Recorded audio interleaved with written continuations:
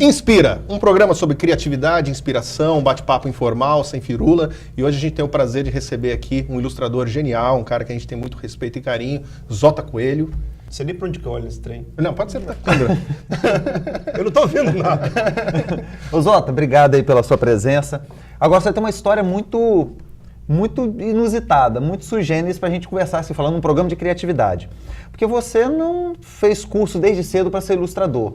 Você estava conversando com a gente que você fez escola técnica no curso de metalurgia e, de repente, a ilustração surgiu na sua vida. Como é que foi isso aí? Como é que foi esse processo? Na formação, inclusive, que a escolha do curso de metalurgia foi uma coisa feita na hora, assim, né? Da lista das matérias, naquela época eram só 5, não faz muito tempo. Ah, é? Eu imagino. Faz pouco tempo. Aí tinha, assim, primeiro, metalurgia me atraiu porque o primeiro item dele era, assim, desenho técnico. Falei, Desenho, mas... né? O que é desenho técnico? Não faço mais pálida ideia, mas é desenho. É desenho. Então, assim, eu trabalhei até 2 anos na área, né, em uma empresa de siderurgia das grandes aqui do estado. Fui demitido, óbvio, porque não tinha desenho, eu acho. Mas... Tinha o quê? Muito cálculo? O que tinha que fazer? Ficar batendo ferro? O que era? Não, trabalho de peão mesmo. O técnico é como o engenheiro hoje. Se o cara é engenheiro, vai ser... Nada, vai trabalhar... Peão mesmo. Peão, mão de obra especializada. Mas é uma mão de obra... Trabalhava de turno, aquela coisa toda. Na época eu fazia operação de ponte rolante. Mas, enfim, de indústria mesmo. E aí, depois que eu saí, eu trabalhei como vendedor de lojas de móveis finos, fui gerente da loja e saí de lá também, aí já, enfim, é um lance da realização pessoal que não acontecia, né? Você tinha quantos anos, mais ou menos, nessa época? Uns 20 anos? Do curso de metalurgia, gerente... Há 25 anos, 24 anos já era gerente da loja. Então... E o desenho nada até então? Só um necas de pitibiriba, só de sacanagem. Inclusive, uma coisa legal foi que durante o tempo que eu estive nessa área de metalurgia, teve um concurso de artes plásticas cotidiano e industrial promovido pelo Findes, SESI, né? E houve, se não me engano, 4 edições, eu ganhei 3. Então já tem alguma coisa aí, né? Mas assim, eram as minhas produções pontuais. Né? Eu produzia, durante o ano eu produzia uma peça, porque não tinha essa coisa, né? Era mais de curtição. Só que aí, num dos trabalhos que eu trabalhava como representante comercial, e aí eu estava saindo da empresa e fui atropelado, foi um acidente grave, e tive que ficar meses sem trabalhar, sem poder ir para a rua, e na ocasião eu estava fazendo de curtição um curso que o meu ídolo, Pater, né, o ilustrador da Tribuna, ele estava dando na UFES. Então, acabei me dedicando mais ao Mas foi curso. assim, de forma despretensiosa, uma paixão. Totalmente. Tanto que eu estava trabalhando como representante comercial, e aí pintou aquele lance assim, olha, o Pater vai dar um curso. Caraca. Então ele deixou bem claro, ele não é um curso para ensinar a desenhar, era técnicas para desenvolver uma história em quadrinhos. E outros nomes que estão trabalhando profissionalmente hoje fizeram esse curso também. O cara é um gênio, um monstro, né? E aí, porque é feio também. Feio também. É monstro, né? Em todos os sentidos. A gente edita. Aí, foi legal que houve esse aproveitamento, né? Ele identificou, curtiu o trabalho que eu estava desenvolvendo no curso. Naquela ocasião ele estava sobrecarregado de trabalhos, aí ele começava a passar os freelas que ele não conseguia fazer passar para mim, sacou? E eu tava assim, cara, não acredito me pagando pra desenhar. Não, mas sabe? Agora eu quero.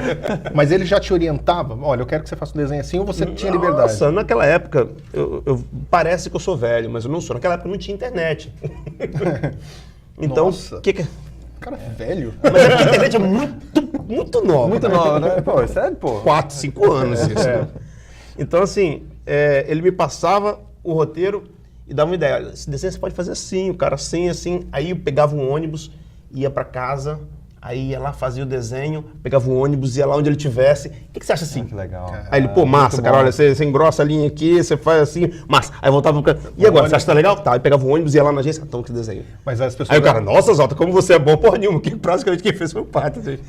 Mas esse não, trabalho de não. você ir e voltar e tal, e hoje é uma coisa que isso não acontece mais. Você já faz a coisa pela internet, já manda para o seu cliente. Sim, e tal. não, sem dúvida. Mas isso também não diminui o seu comprometimento com o lado de lá? Porque você... Mas eu acho até pegando carona, será que esse esforço de ir lá entregar, será que isso não aumentava a expectativa, valorizava mais o trabalho? Sem dúvida. Sem querer ser muito nostálgico, nada disso, mas... Não, era legal porque era um trabalho que estava sendo desenvolvido tutelado, né, cara?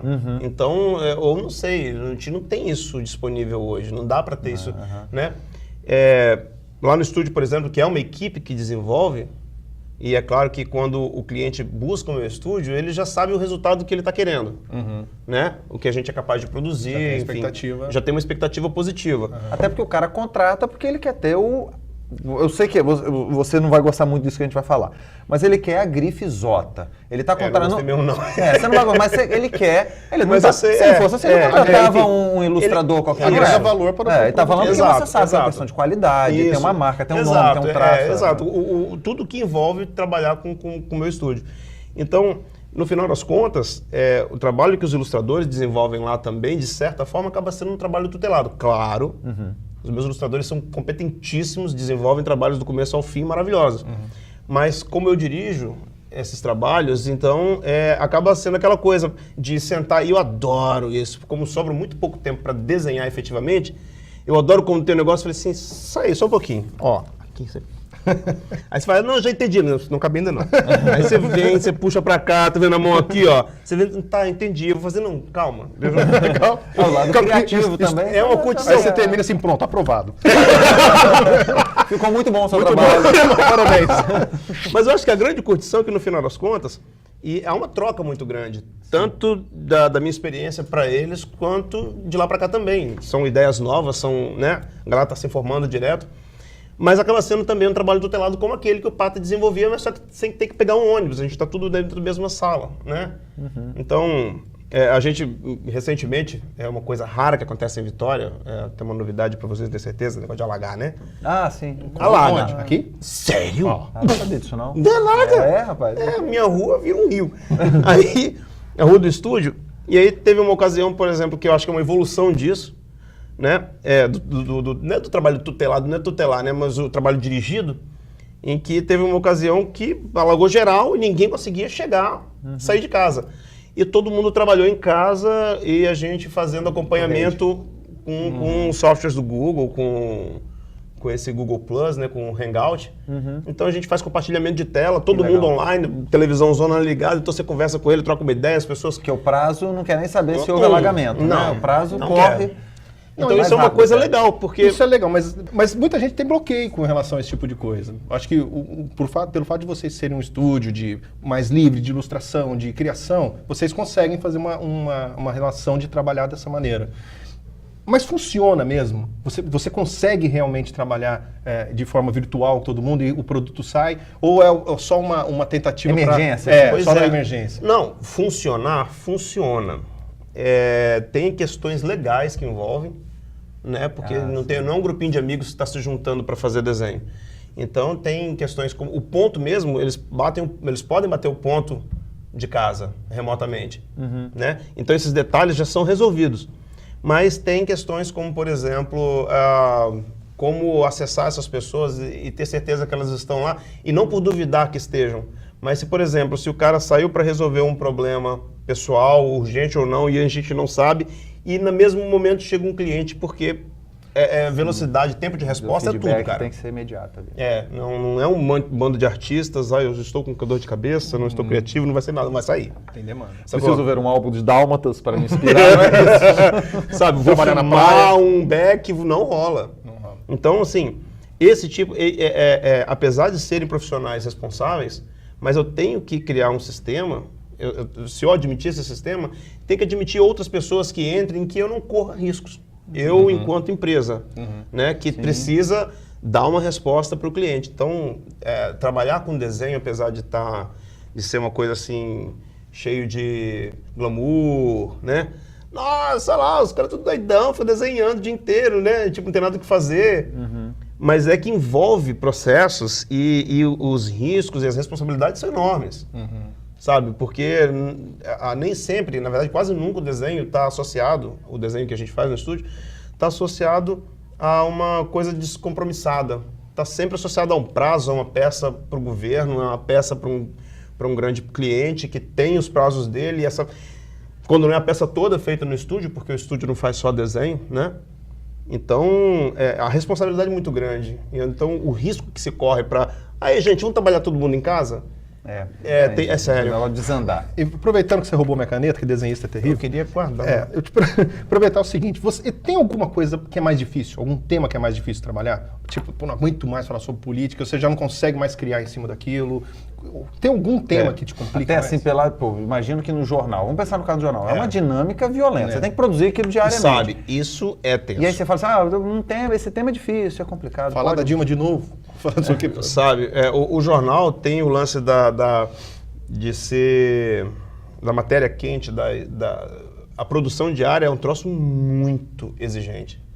É muito tenso. Por isso que eu vejo, assim, principalmente pessoas como Pátria e Amarildo, os caras, estarem há décadas. Adrenalina mil também. Sabe? E a produção deles é espantosa. Então, quando você está no jornal, é uma demanda completamente distinta daqui do mercado publicitário que a gente tem aqui fora. Lá no jornal, você chega lá, raramente você tem uma ideia, olha, eu podia trabalhar com esse tema. Se tivesse isso, mas está todo mundo ocupado com seus afazeres, então você tem que criar o tema, aí você desenvolve aquela ideia, desenvolve a plástica do desenho e manda para uma pessoa, e as pessoas olham assim, por algum motivo que é da função dele, e fala assim, não, esse não. E aí, agora? Só que eu tinha 3 horas para fazer, agora eu tenho 1 hora. Não, esse não. Aí você agora tem 1 hora, aí eu falo assim, não, esse também não. Pô, olha, só tem 1 hora. Sabe, então, e isso acontece... Pelo menos no tempo que eu trabalhei com o jornal, era quase diária, sabe? Não do lance da reprovação. Porque também tem a reprovação pessoal. Sim. Você passa um tempo, você vem de casa com uma ideia irada. Puta, vai ser massa isso aqui. Aí na hora que você desenha, não funciona. Porra, quebrei a cara. Acontece isso também. Acontece, lógico. Não encaixou ali. Porque não tem um Ctrl-Shift criar. Né? Quisera tivesse, mas aí você tem que testar. Então uma ideia que funciona no roteiro, ela não funciona no papel. Sabe? Aí daqui a pouco você tem que, virou uma história em quadrinhos, é uma charge, o troço tem que estar resolvido num quadrado só. Isso é uma sacanagem, sabe? Já teve, Zota, assim, de você criar, fazer tudo e olhar, falar, não posso fazer isso. Essa charge eu não vou fazer, essa eu não vou colocar. Morri de medo. Da sua própria criação. Sim, já de eu mesmo interromper aqui. Claro, tudo que você passa para sua chefia, para que ela faça uma aprovação, você vai esperançoso que você está dentro do conceito do jornal, lógico, né? É bem ingênuo de minha parte, mas toda charge, então, ela tinha que passar também pela essa aprovação. Tem. Toda charge tem que tem passar. o editor-chefe ali. Tem o editor-chefe que vai aprovar, porque, lógico, né? Muitas vezes a gente está imbuído de uma vontade de falar sobre aquilo. Aí você põe pro cara e fala assim, nem a pau, Juvenal. Sabe? Não, isso aqui não. Vai de encontro a uma série de conceitos e de repente ele vê coisas que realmente você, no afã de fazer aquela ideia, não viu. A experiência dos caras são realmente... acrescenta muito, né? Tem hora que você sai xingando. Pô, podia passar essa. E aqui você estava apaixonado pela criação. Nossa, tava tão massa, tão legal, mas não. E não necessariamente ele é seu chefe, ele não tem que justificar por que não, ora bolas, né? Ou ele fala assim, não. Às vezes fala assim, não, sabe, tá muito assim, mas o cara tá amigo, assim, ele fala assim, não. Duvido que vai perguntar por quê. E o cara às vezes não tem o conhecimento de ilustração, né? Ele tem um conhecimento jornalístico. Pois é, e aí ele acrescenta muito, Ele tem o olhar do leitor, cara, assim, apurado, sabe? Queira ou não, o sucesso dos jornais, eles estão intimamente ligados aos editores. O que você está lendo é o que o cara decidiu colocar ali. Então, tem que dar o braço a torcer. Lindo ou não, educado ou não, grosso ou não.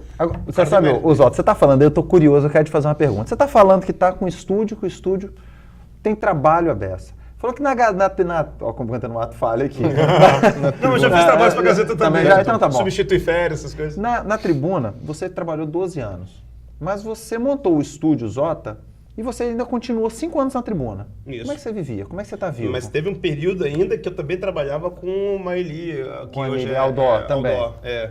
E aí, o seu dia tinha Você perdeu 36 muito cabelo? horas? Perdeu muito Não, cabelo? não, graças a Deus não afetou meu couro cabeludo. Na bunda. A bunda, uma troceira de cabelo assim. Eu prefiro não ir visualizar isso. Mas eu posso mostrar. Não, deixa pra lá. Não. Então tá. Eu queria mostrar. Não, Cara, teve muita coisa. Nesse período, foi um período, principalmente quando eu estava com essa coisa assim, falou, porra, tem que tocar meu estúdio, tem que fazer acontecer. Eu não vou largar a Tribuna, né? É uma baita de uma carreira muito legal, apaixonante trabalhar com o jornal, entendeu? Pegada todo dia, ninguém faz a menor ideia do que vai acontecer, isso que me encanta. Eu não conseguiria trabalhar no lugar batendo, sabe, carimbo. Amanhã eu vou bater carimbo outra vez, saca? Então você vai pra lá, é sempre uma novidade, uma dor de cabeça diferente, eu acho massa eu sou meio workaholic. Então teve, justamente nesse período, foi quando eu casei e depois eu tive meu primeiro filho. Então assim, por uns 3 anos, eu e ele, a gente praticamente não se via, a gente morava na mesma casa, só que eu saía, ele estava dormindo, eu chegava, ele estava dormindo. Então minha esposa só me dava um toque, olha, pô, aconteceu isso. Eu até senti, inclusive, um pouco, que assim, ele era um pouco mais, assim, desconectado de mim. Como pai mesmo, tipo assim, esse cara eu conheço ele tá fazendo alguma coisa com a minha mãe. Mentira, não tá. Volta e meia aparece Nem aqui. isso, a gente era casado. Mas só dorme o cara. Chega e dorme. O filho da puta vinha aqui, dorme e vai embora. Então, esse período foi um período sinistro, porque interferiu, mas foi necessário pra caramba e hoje ele está com 10 anos, a gente tem uma aproximação muito maior, né? E eu percebo que houve um aumento depois que eu consegui estruturar melhor o estúdio. Então tem uma equipe, porque o estúdio existia no papel, mas o estúdio era Zota e a Regina. É isso aí. A gente pensa no estúdio pensando com o olhar de hoje, mas na época deve ser uma loucura que era Zota você... e Regina num quarto de casa e rasgando, entendeu? Então, aí eu acordava às 5 horas... ia saía do estúdio, quando eu fiz um escritório fora, né? Saía pro estúdio, aí saía do estúdio, ia pra Tribuna, saía da Tribuna, aí, porra, o bicho pegou, sai da Tribuna 1 hora, 2 horas da manhã, aí chega em casa 2h30, 3 horas, dorme 6 horas, pum, ligado e vai. Então, assim, foi um negócio meio sinistro, porque não aproveitou muito essa... Mas altamente necessário e eu faria de novo. E me diz uma coisa, uma diferença bem prática. De fazer para o jornal e fazer para o mercado publicitário, por exemplo. O seu Posso cliente. acrescentar?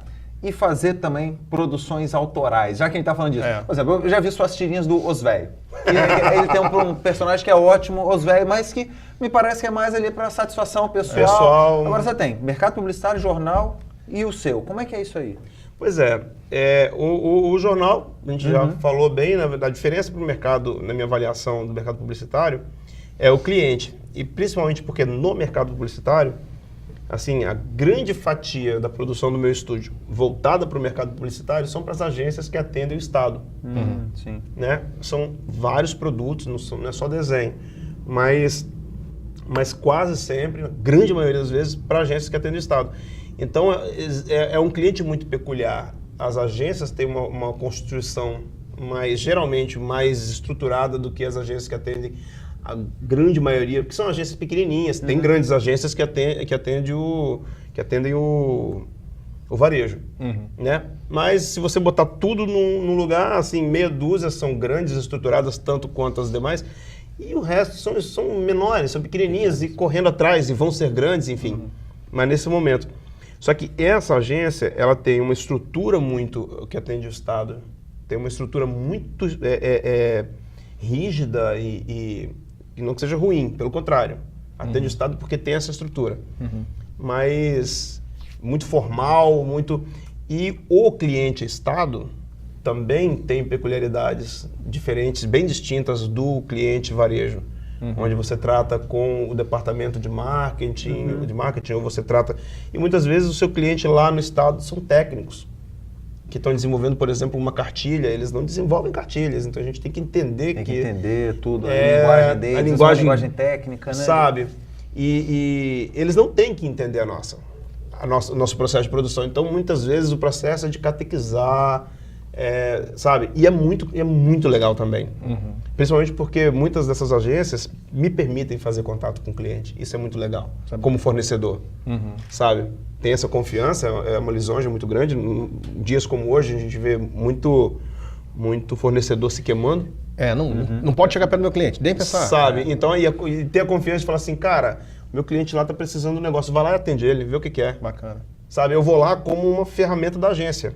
É isso aí. Eu sou agência. Ele tem que saber que a agência é boa, não que o estúdio Zota é legal.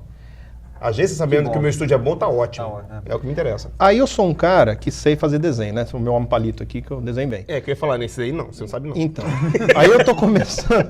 Ainda bem que não tem zoom. A nossa palavra não tem zoom. Melhor aqui. não mostrar. Leva lá Deixa na aí. câmera. Não, já perdi o emprego aqui. Mas eu começo a fazer desenhos. Eu achei que fosse um pirulito peludo. Mas você que tá olhando de cabeça pra baixo, cara, ó, tem que olhar assim. Ah, beleza. Aí é o seguinte, o cara tem um certo talento, tem vontade, quer entrar no mercado, é novo, tá afim, e bate lá na tua porta. Que conselho que você dá pra ele? Cara, aqui é tenso, né? A gente precisa muito, graças a Deus tem internet para você se municiar de técnicas, você consegue hoje aprender com os melhores do mundo, gente que está trabalhando para Hollywood, sabe? Fazendo várias áreas. Então, assim, tutoriais. A primeira sugestão que eu dou pro cara que está entrando nessa área é assim, inglês, cara. Inglês. Bacana. Inglês porque, assim, você tem muita coisa em português, mas caramba, velho, você tem um mar de oportunidades. Né? E o próprio mundo, porque o desenhista brasileiro, ele é muito versátil, bicho. Sabe, ele é muito respeitado lá fora. Então, e você não vai conseguir galgar uma carreira no exterior, por exemplo, sem ter o mínimo domínio da língua. E, por outro lado, você tem justamente esses tutoriais, essas matérias, revistas especializadas, tá tudo em inglês, sacou? Então, o primeiro passo é você se preparar para assimilar isso tudo, né? Mas, num primeiro momento, não fala inglês, desenha. Tem um autor americano, Randy Glassberg, que ele assim, o cartoon dele é muito limpo, é um troço assim, encantador. E ele fala o seguinte, ele tem um livro que eu recomendo, inclusive, Drawing Selling Cartoon. Não sei, acho que ainda não tem no Brasil em português, mas ele fala o seguinte, que é vendendo, né, desenhando e vendendo cartoon. E ele fala o seguinte, não tem outra forma de aprender a desenhar senão desenhando. Você vai lá ver milhões de vídeos de tutorial, se você não pegar e... Então, assim, se você fizer 5.000 bonequinhos com o intuito de torná-lo melhor, o último bonequinho que você fizer vai ser uma obra-prima, sacou? Então, assim, é desenhar compulsivamente. Né? Isso. Porque, mas não tentando sempre reproduzir esse bonequinho. E essa outra coisa que é legal é autoanálise. Sabe assim, tem umas figuras que acabam com qualquer ilustrador. Mãe, namorado, amigo, que todo mundo acha, vai olhar seu desenho assim, com pena de você, e fala assim, nossa, que bonequinho lindo que você fez. Você gostou, mamãe? Mentira! É mentira. O Zota não gostou. E o filho da puta sou eu depois, né? Então, assim, você tem que olhar e você não pode gostar do seu trabalho. Assim, nossa, eu sou a cereja do bolo. Você tem que olhar procurando um defeito que, amigo, tem que ter. Ou então, eu quero tomar banho na sua água. Então você tem que procurar defeitos, tem que encontrar defeitos. Aí você vai, por exemplo, no seu bonequinho, assim, primeiro vou conseguir fazer um bonequinho, porque você não conseguiu. Aí você vai, quando você conseguir fazer um bonequinho, eu falei, pô, cara, agora eu queria fazer ele naquele estilo ali. Mas esse aqui é você atropelado. Eu não gostei. Eu não gostei. Ô Zota, sempre que a gente termina o programa, a gente faz uma pergunta que a gente sempre repete, que a gente vai fazer aqui pra você. O que te inspira? Pensa aí, você nessa loucura da vida, o que te inspira? Obrigado, gente. Valeu. Valeu. A gente vai saindo. Tornei essa entrevista. Cara, o que me inspira... Sabe que eu nunca parei pra... Eu transpiro mais do que me inspiro. Eu não sei, nunca parei pra falar assim... vou buscar um jardim de inverno para ponderar sobre peculiaridades da vida. Desenhar me inspira. Então eu curto muito desenhar, sabe? Apesar de ter sido reduzido o tempo que eu posso me dedicar a desenho. Então, geralmente, para eu desenhar de curtição, você pergunta, os velhos estão lá quietinho, velhinho. Porque não dá para desenhar, sabe? Um desenho, qualquer desenho toma 40 minutos, 1 hora, um desenho legal para você curtir. Mas e aí? Cadê esses 40 minutos, 1 hora? Eu tenho que estar produzindo, né? Então, você está em casa, você está respondendo e-mail, você está fazendo planilha, está fazendo... Falando com a produção do Inspira. E você tem um filho ainda, não esquece. 2? 2, então. Como assim? Você está insinuando alguma coisa? Não, porque você disse que o cara só dormia lá na casa dele.